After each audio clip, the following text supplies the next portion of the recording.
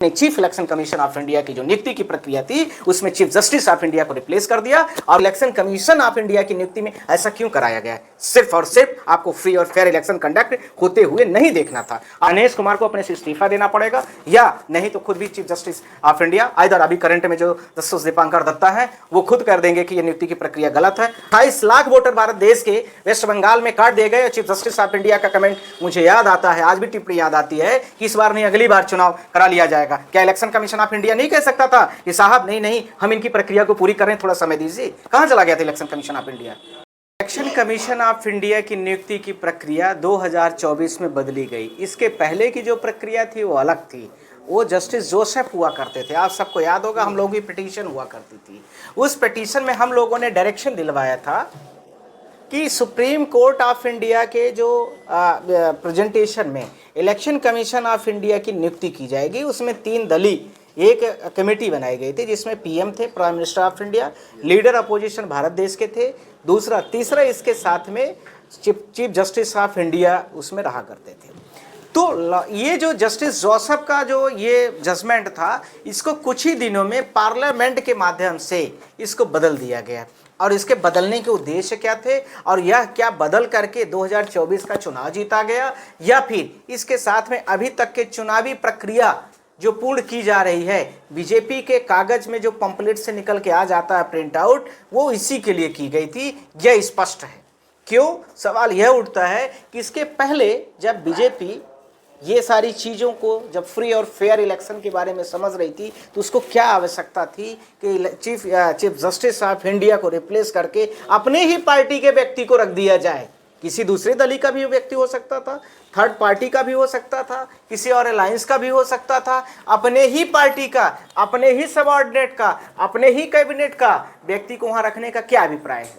इससे अभिप्राय स्पष्ट था कि आपको यह डेमोक्रेटिक स्ट्रक्चर जो जस्टिस जोसेफ ने दिया था उस पर भरोसा नहीं था। आपको चीफ जस्टिस ऑफ इंडिया का प्रेजेंटेशन और इसके साथ में लीडर अपोजिशन का रहना भी वहां उचित नहीं लगा था। आपको लगा था कि जो हम इस समय पर इलेक्शन कमीशन की नियुक्ति करेंगे जिसके ऊपर ये कोई भी आरोप प्रत्यारोप नहीं लगा पाएंगे और न ही उस व्यक्ति की नियुक्ति की प्रक्रिया में कहीं रोक लगा पाएंगे। जैसा कि आप सबने अभी 3 दिन पहले देखा है कि 70 सीबीआई आईपीएस ऑफिसर के नाम जो है प्रधानमंत्री के ऑफिस कार्यालय में दिए गए और राहुल गांधी को जो लीडर अपोजिशन है उनके सामने इमीडिएट रखे गए कि इनमें आपको कौन से व्यक्ति सुटेबल लग रहे हैं कि आईपीएस की नियुक्ति के लिए किया जाए या इनको रखा जाए। पर उनके बारे में कोई विवरण नहीं दिया गया, उनके बारे में उनका पुराना रिकॉर्ड नहीं दिया गया, उनके काम और कार्य करने की शैली नहीं दी गई, उनको किन किन निर्णयों में क्या क्या उन्होंने जजमेंट दिया वो आईपीएस ऑफिसर, उसके बारे में नहीं दिया गया।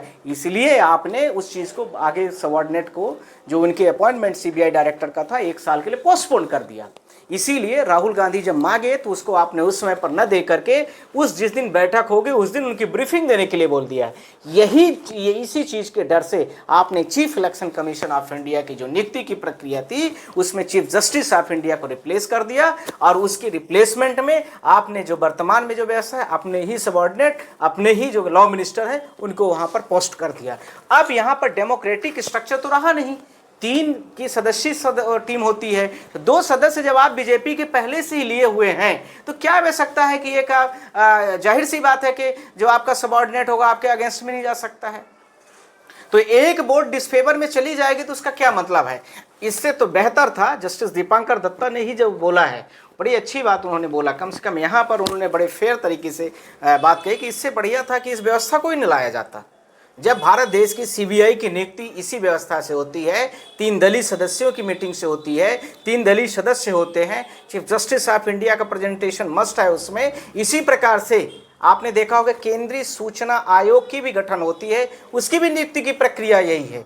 तो जब ये भारत देश के बड़े पोस्ट जितने हैं तो फिर इलेक्शन कमीशन ऑफ इंडिया की नियुक्ति में ऐसा क्यों कराया गया है? सिर्फ और सिर्फ आपको फ्री और फेयर इलेक्शन कंडक्ट होते हुए नहीं देखना था। आपको वह व्यक्ति चाहिए था जो बिहार में भी, बंगाल में भी, भारत देश के जितने राज्यों में हो सारे राज्यों में इस प्रकार की जैसा आप चाहें, चाहे 10,000 चुनाव के दौरान पर दिए जाए, चाहे उनके प्रिंट आउट दे करके इलेक्शन की गड़बड़ियों के सर्टिफिकेट बांट दिए जाए, कुछ भी कर दिए जाए, आप उसके लिए वह व्यक्ति, जिम्मेदार व्यक्ति को आप कुछ भी न बोले, जैसा चाहे वैसा वो करवाते रहे। वो इसके लिए आपने इस प्रक्रिया को जस्टिस दीपांकर दत्ता के लिए आपने इसलिए किया है जी।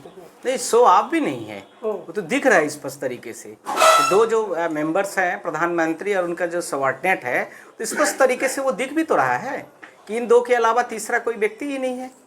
तीसरे व्यक्ति को रखें न रखें उसका कोई सवाल ही नहीं है। ये तो पहले से ही वहाँ ऑफिस में, पीएमओ ऑफिस में पहले से नियुक्ति प्रक्रिया का वो दस्खत वस्खत कर करके यहाँ पर ले आया जाता है और अटेंडेंस में लीडर अपोजिशन को दिखा दिया जाता है कि अपोजिशन लीडर थे, अपोजिट में गए, अब प्रक्रिया पूरी कर ली गई है और उसके बाद इसकी नियुक्ति की प्रक्रिया को आगे जो सेक्रेटरी होता है उनका सेक्रेटरी आगे कंटिन्यू कर देता है कि appointed this is election commission of India is appointed for this chief election post. बस बात खत्म हो गई। चुनाव आयोग लगातार सवालों के घेरे में है कि वो निष्पक्ष चुनाव नहीं करवा पा रहा है। जब चुनाव आयोग की प्रक्रिया ही निष्पक्ष नहीं है, जब चुनाव आयोग की जो नियुक्ति की प्रक्रिया जो होती है उस पूरे प्रोसेस को ही चीफ जस्टिस ऑफ इंडिया, जिसके चीफ हुआ करते मॉनिटरिंग करने वाले, उन्हीं को साइड लाइन करके आप सब लोग देख रहे हैं, उन्हीं को साइड करके पहली बार सुप्रीम कोर्ट को लगा कि ये शो ऑफ हो रहा, जैसा कि आप बता रहे हैं उनके बर्थडे ये सारी स्टेटमेंट में आए, तब ये 2 साल 3 साल बाद जब भारत देश के चीफ कोर्ट को यह बात समझ में आ रही है, जबकि पिटीशन 2024 से पेंडिंग है, तो मुझे लगता है कि फिर ये कोर्ट को भी कहीं ना कहीं जानकारी है इस चीज़ को लेकर के, और कोर्ट को भी टाइमली इसमें लेना चाहिए एक्शन, क्योंकि भारत देश के डेमोक्रेटिक स्ट्रक्चर का मैटर था, क्योंकि भारत देश के डेमोक्रेटिक जो प्लेटफॉर्म है उसका मैटर था, भारत देश के आर्टिकल 324 से लेकर के 329 तक के जितने कॉन्स्टिट्यूशनल आर्टिकल दिए गए उनका मैटर था, फंडामेंटल राइट्स एंड ड्यूटी का पूरा मैटर था।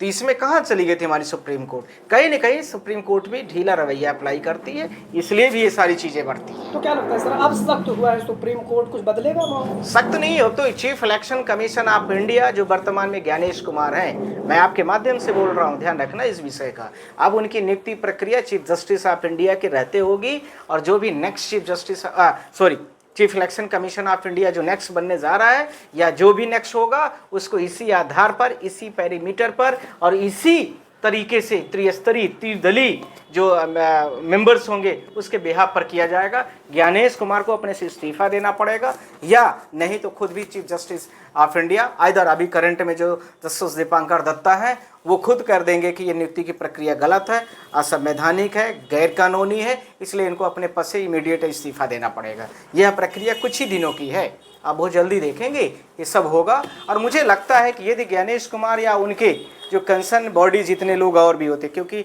सीसी का जो मैटर होता है 1992 के बाद 3 दलीय होता है, पहले तो अलग होता था, तो उसमें भी ध्यान रखना है कि तीनों लोगों को, जो सरदार जी हैं और जो जोशी जी हैं, सबको अपने आप से इस्तीफा देना पड़ेगा, तो बहुत जल्दी होने वाला है। सर, चुनाव आयोग तो लगातार कह रहे हैं निष्पक्ष चुनाव करवा रहे हैं, SIR के जरिए हम जो वैध वोटर है उनसे मतदान करवा रहे हैं उन्हें। मैं आपके माध्यम से chief election commission of India को कोट करके बोल रहा हूँ, यहाँ पर हम लोग बहुत सारी पिटीशन जब लड़ते हैं तो जो हमारा क्लाइंट अंदर कस्टडी में होता है ना, हम लोग यही कहते हैं कि सर ये तो बेगुनाह था। हम नहीं कहते हैं, हमारी क्लाइंट की आवाज़ होती है, वो हमेशा कहता है। 302 का भी मैटर होगा उसके लिए भी हम लोग कहते हैं।